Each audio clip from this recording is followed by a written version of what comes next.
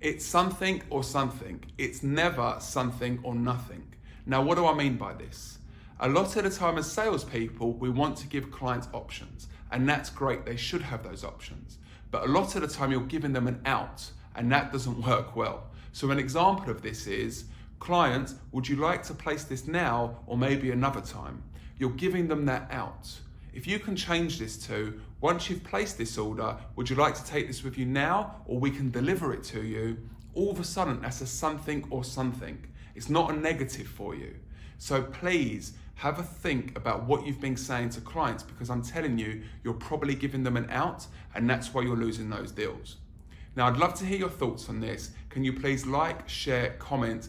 You know I'm trying to offer as much value as possible to as many people as possible. So the more you share, the more this will spread. So that's it for today. Thanks a lot, and I'll see you tomorrow. There's 11 different types of clients out there, but today we're going to talk about the most frustrating one, and that is the agreeable client. They nod, they say, yes, I love everything about it, but nothing happens. So there's a question I want you to ask, which is going to squash this, and you're going to have two outcomes from it. Either way, you're going to know what's going on. Client, if this is so good, why have you decided not to go ahead with this offer? They will then respond with either the objection which they've been hiding away, which you can then overcome, or they will say, what makes you think that I don't want to go ahead? In that case, get the contract drawn up, get them to sign it, and get them onboarded. Now, I hope this helps. Please, I want to hear your feedback. Let's hear some other personality buyers that you can think of.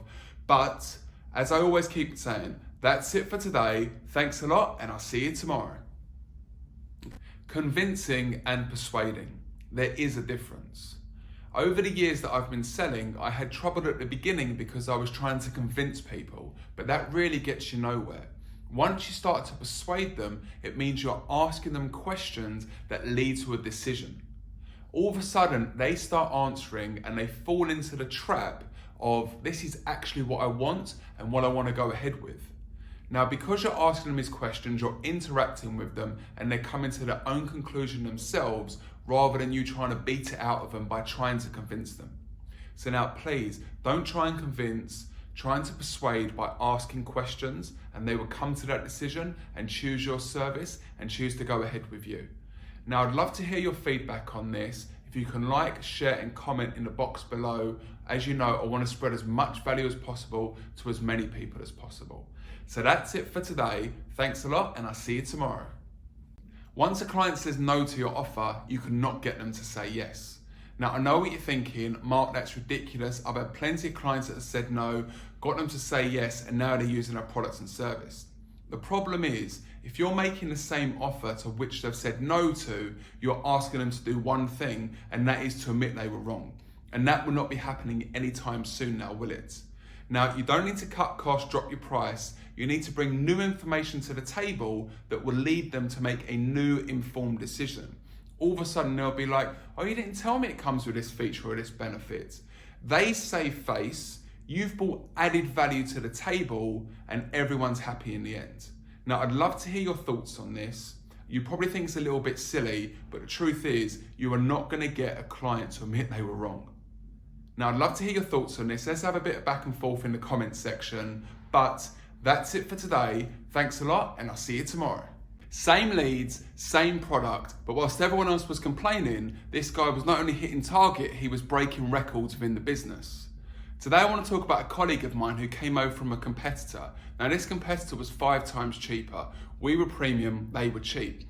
A lot of people thought he wouldn't make it because to go from cheap to premium is pretty tough to do. They had to apologise pretty early on because, as I said, he didn't only make sales, he's broken pretty much every record in the business.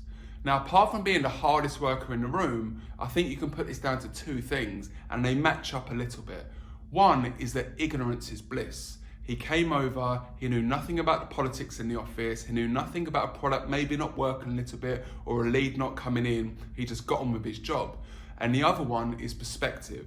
He'd come over from this company, who were good, don't get me wrong, but now all of a sudden he's in his premium, he loves what he's doing, he's getting these leads, he's got this great product. And when he goes and meets these clients, that transfers over.